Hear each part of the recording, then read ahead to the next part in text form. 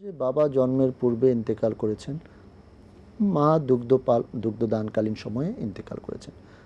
তার মানে ছোটোবেলায় আপনি বলছেন যে তারা তো আমাকে লালন পালন করার যে একটা মানে অন্য বাচ্চারা পায় সেটা আপনি পাননি। তথাপিও যেহেতু বাবা মায়ের মাধ্যমেই আপনি এই দুনিয়াতে এসেছেন, তাদের জন্য আপনাকে এই দোয়া করতেই হবে এবং এছাড়া অনেক দোয়া করতে হবে।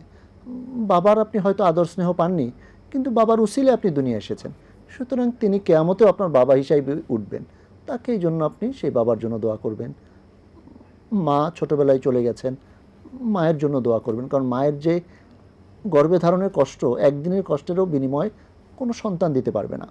সুতরাং বাবা মা তাদের জন্য দোয়া করা, এবং রব্বুল আলামিন যে দোয়াটা শিক্ষা দিয়েছেন এটা কিন্তু জীবিত বাবা মাদের জন্য করা যাবে, মৃত বাবা মাদের জন্য করা যাবে, যে রব্বির হামহুমা, হে রব আপনি তাদের প্রতি দয়া করুন যেমনিভাবে তারা ছোটোবেলায় বাল্যকালে আমার প্রতি দয়া করেছিলেন, আমাকে লালন পালন করেছিলেন। তো শুধুমাত্র এটাতে আমরা যেন সীমাবদ্ধ না থাকি, বরং আরও বিভিন্নভাবে বাবা মায়ের জন্য দোয়া করা, বাবা মায়ের পক্ষ থেকে সাদাকা করা, সাদাকায় জারিয়ার ব্যবস্থা করা, এটা সন্তান হিসাবে আমাদের দায়িত্ব কর্তব্য। আপনি যখন আপনার সন্তানের সামনে করবেন, সন্তান দেখে দেখে শিখবে যে আপনি আপনার বাবা মাকে ছোটোবেলায় হারিয়েও তাদের প্রতি আপনি কত বেশি তাদের জন্য আপনি আল্লাহর দরবারে দোয়া করছেন। আপনার সন্তান শিখে আপনার জন্য আবার সেই দোয়ার ধারাবাহিকতাকে বজায় রাখবে। আপনি আপনার ইন্তেকালের পরে সেই দোয়া পাবেন ইনশাআল্লাহ। কিন্তু আপনি যদি কোনো কারণে মানে যে কোনো সন্তান যদি তার বাবা মায়ের জন্য দোয়া বন্ধ করে দেয়, হয়তো সে আর দোয়া পাবে না, তার সন্তানরা দোয়া করবে না। কাজা রোজার বিধান কি? কাজা অনেকগুলো রোজা হয়ে গিয়েছে, সেই রোজাগুলোকে কিভাবে আদায় করা যায়? আলহামদুলিল্লাহ, প্রথম কথা হলো যদি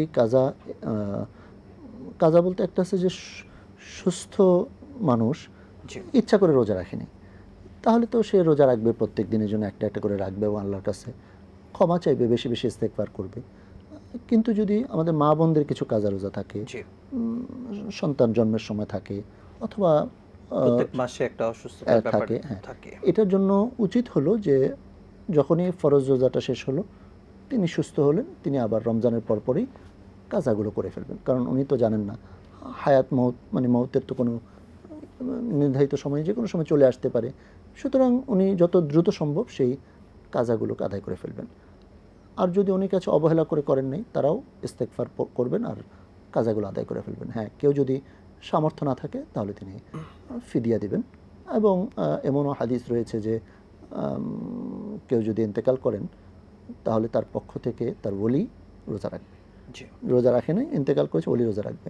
তবে ফাতোয়া হলো যে কেউ ইন্তেকাল করেছেন, রোজা রাখতে পারেনি, তার পক্ষ থেকে ফিদিয়া দিয়ে দিবে। তার রোজার ফিদিয়া কি হবে?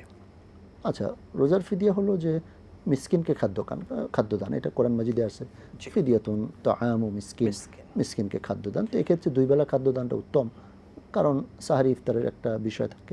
সেক্ষেত্রে আল্লাহ বুঝার তৌফিক দান করুন, আমিন।